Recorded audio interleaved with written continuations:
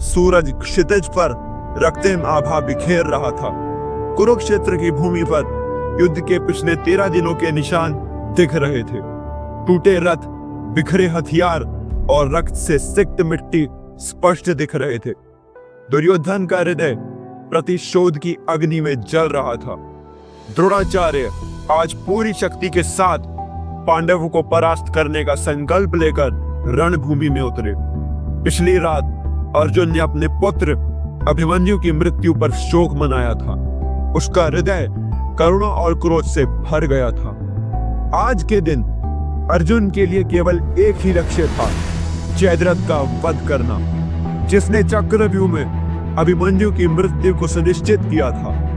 आज अर्जुन के प्रचंड रोष का सामना करने वाला था जयद्रथ। सैनिकों की गर्जना, शंखनाद और नगाड़ों की आवाज से कुरुक्षेत्र गूंज उठा। अर्जुन ने सूर्यास्त से पहले जयद्रथ को मारने का प्रण लिया था। भगवान श्री कृष्ण ने अर्जुन को उत्साहित किया, पार्थ, आज तुम्हारे बाण जयद्रथ की सांसों का अंत करेंगे, लेकिन ध्यान रखना, यह केवल तुम्हारी कुशलता और मेरी रणनीति से संभव होगा। दोनों सेनाएं आमने सामने खड़ी थीं। द्रोणाचार्य ने एक अभेद्य व्यू की रचना की, जिसका नाम था सूर्य ग्रह व्यू। जयद्रथ को इस व्यू के केंद्र में छिपाया गया था, ताकि अर्जुन उसके पास न पहुंच सके। गुरु द्रोण ने 3 व्यू की रचना की। वो थे शकट व्यू, पद्म व्यू और सूर्य ग्रह व्यू। अर्जुन ने अपने रथ पर सवार होकर एक के बाद एक कौरव योद्धाओं को चुनौती दी। अर्जुन अपने पुत्र अभिमन्यु की दर्दनाक मृत्यु से बहुत क्रोधित था। उसने अपने बाणों से और श्री कृष्ण की सहायता से कौरव सेना का विध्वंस किया। अश्वत्थामा, कृपाचार्य और स्वयं द्रोणाचार्य ने अर्जुन को रोकने का प्रयास किया। हर बार अर्जुन कृष्ण के कुशल रथ संचालन और अपने अद्भुत धनुर्विद्या कौशल से आगे बढ़ता गया। गुरु द्रोण अर्जुन के गुरु थे, परंतु आज अर्जुन के क्रोध के आगे कोई टिक नहीं पा रहा था। उसने गुरु द्रोण को बहुत बुरी तरह पछाड़ा और गुरु द्रोण मृत्यु को प्राप्त होते होते बचे। दूसरी ओर भीम कौरवों पर एक भयंकर क्रोध के साथ टूट पड़े, मानो एक अनियंत्रित उन्माद के समान। उनका एकमात्र ध्यान दुर्योधन के भाइयों पर केंद्रित था, जिन्हें उन्होंने तुरंत एक शेर की भांति समाप्त करना शुरू किया। पांडवों द्वारा छोड़े गए बाण कौरवों पर बरसने लगे। उनके कुटुंब पर किए गए सभी अत्याचारों की स्मृतियों ने उनके भीतर संकल्प जगा दिया था, जो उन्हें बिना किसी दया के कौरवों का वध करने के लिए प्रेरित कर रहा था। विकर्ण, जिसने द्रौपदी के वस्त्र हरण के समय उसका विरोध किया था, भीम को अपनी 100 कौरवों को मारने की प्रतिज्ञा के कारण उसका भी वध करना पड़ा। भीम ने दुर्योधन के साथ एक घमासान द्वंद्व किया, जिसमें दोनों एक समान रहे। द्रुपद और शिखंडी ने भी अपनी ओर से महत्वपूर्ण योगदान दिया। अर्जुन ने पद्म व्यू खंडित कर दिया और सूची व्यू में पहुंच गया। वहां उसने एक साथ सभी महारथियों को पछाड़ा। आज पांडवों और विशेषकर अर्जुन के आगे कोई खड़ा नहीं हो पा रहा था। उसने अश्वत्थामा के साथ संग्राम किया। अश्वत्थामा अर्जुन के बाणों से बहुत घायल हो चुका था। अर्जुन अश्वत्थामा का वध करने ही वाला था, तभी युद्ध भूमि में सूर्यपुत्र कर्ण ने प्रवेश किया और अर्जुन और कर्ण के बीच भयानक संग्राम हुआ। दोनों ही महायोद्धा हार नहीं मान रहे थे। दोपहर होते होते अर्जुन जयद्रथ के निकट पहुंचने के लिए संघर्ष कर रहा था। सूर्य तेजी से पश्चिम की ओर झुक रहा था। वहां दूसरी ओर कर्ण और अर्जुन द्वंद्व कर रहे थे। तभी कुरुक्षेत्र की पूरी रणभूमि में अंधेरा छा गया। तब सबने आकाश की ओर देखा तो दिन समाप्त हो चुका था। यह देखते ही दुर्योधन, शकुनी, दुशासन एवं संपूर्ण कौरव सेना हर्षोल्लास से भर गई। सभी कौरव योद्धा पांडवों और अर्जुन का उपहास उड़ाने लगे और वहीं पर एक चिता सजाकर अर्जुन की आत्महत्या करने का प्रबंध करने लगे। तभी जयद्रथ अपने रक्षा कवच से बाहर निकला और अर्जुन का उपहास उड़ाने लगा।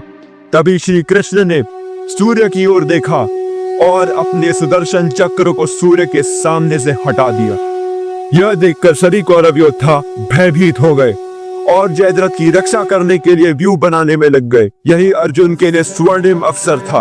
अर्जुन ने अपना गांडीव उठाकर पशुपतास्त्र का स्मरण किया और जयद्रथ का सर धड़ से अलग कर दिया। जयद्रथ को यह वरदान प्राप्त था कि जो भी उसका सर धरती पर गिराएगा तो उसके सर के 1000 टुकड़े हो जाएंगे। श्री कृष्ण ने अपनी लीला दिखाई और उसका सर कौरव खेमे में यज्ञ कर रहे जयद्रथ के पिता की गोद में जाकर गिरा।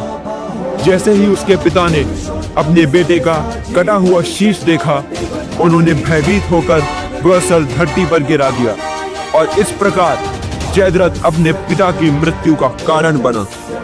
परंतु अभी युद्ध समाप्त नहीं हुआ था। इस दिन युद्ध रात्रि तक चला। रात्रि में कौरव सेना पांडवों पर भारी पड़ रही थी।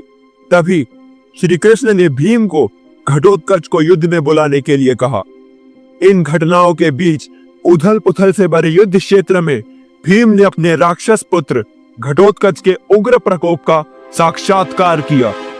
अपनी भयंकर शक्ति के साथ घटोत्कच कौरव सेना में तबाही मचा रहा था। उसकी उपस्थिति ने युद्ध के मैदान पर एक अशुभ छाया डाल दी। उसकी विशाल काया और अलौकिक शक्तियों ने उसके शत्रुओं के हृदय में भय उत्पन्न कर दिया, क्योंकि उसका निरंतर आक्रमण उनके व्यूह को एक प्रचंड प्राकृतिक आपदा की भांति भेदता चला गया। उसने गुरु द्रोण, अश्वत्थामा, शकुनी एवं कई कौरव योद्धाओं को अपने प्रहार से मूर्छित कर दिया। उसके पश्चात उसकी दृष्टि दुर्योधन पर पड़ी। देवी द्रौपदी के अपमान की कथा सुनकर बचपन से उसके हृदय में क्रोध भरा हुआ था। उसने दुर्योधन पर प्रहार किया और उसे मूर्छित कर दिया। तभी दुर्योधन ने अपने मित्र कर्ण को देवराज इंद्र से मिली वासवी शक्ति का प्रयोग घटोत्कच पर करने के लिए कहा। कर्ण ने यह वासवी शक्ति अर्जुन के लिए बचा कर रखी थी और शक्ति का प्रयोग कर्ण केवल एक ही बार कर सकता था। परंतु महावीर, पराक्रमी और शूरवीर योद्धा कर्ण ने अपने मित्र की रक्षा करने के लिए वासवी शक्ति का स्मरण किया। उसने कहा, हे वासवी शक्ति, आपको मेरे धनुष से निकलकर घटोत्कच का वध करना है। कर्ण ने वासवी शक्ति से घटोत्कच पर प्रहार किया, जो घटोत्कच की देह में जाकर लगी और घटोत्कच जैसे धर्मनिष्ठ योद्धा ने मृत्यु के समय भी कौरव सेना को मृत्यु देकर स्वर्ग की ओर प्रस्थान किया। युद्ध के 15वें दिन की शुरुआत होती है द्रोणाचार्य से, जो कौरव सेना के सेनापति थे।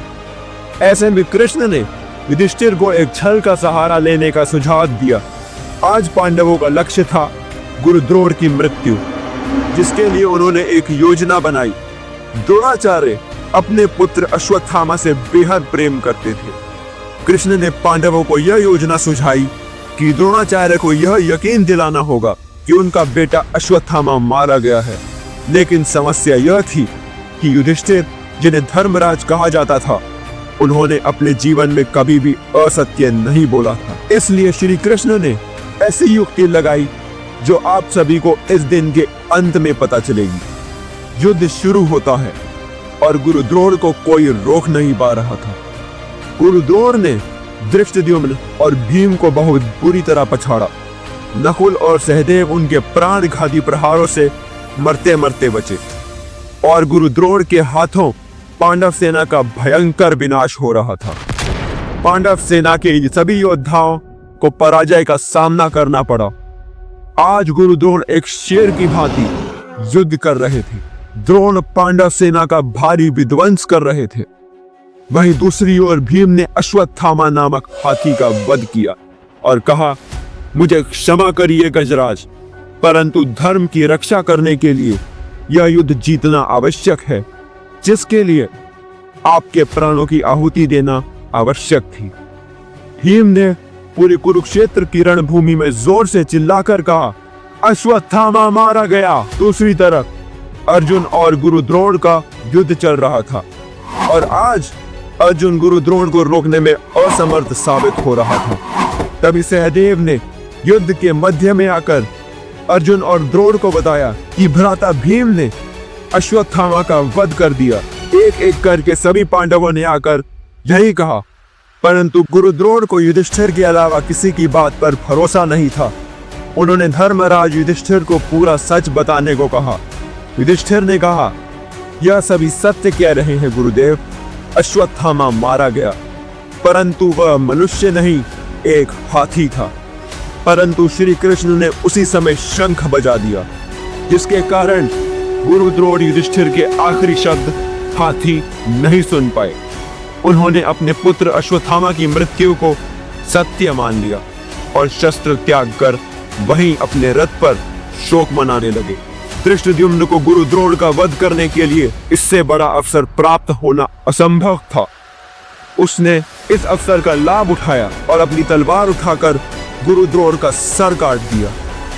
इस प्रकार गुरु द्रोण जैसे महागुरु और अत्यंत बलशाली योद्धा को वीर गति प्राप्त हुई। उन्हें भी पितामह भीष्म की भांति द्रौपदी के अपमान के वक्त मौन धारण करने के दंड स्वरूप असहाय अवस्था में मृत्यु मिली। युद्ध का यह दिन गुरु द्रोण की मृत्यु के कारण पांडवों के पक्ष में गया। आज के लिए इस वीडियो में इतना ही। अब अगली वीडियो में हम यह जानेंगे कि अर्जुन और कर्ण में कौन था सबसे महान योद्धा। अगर आप सभी को यह वीडियो पसंद आई हो तो इस वीडियो को लाइक कीजिए, शेयर कीजिए और हमारे चैनल रणभूमि को सब्सक्राइब कीजिए। जय हिंद।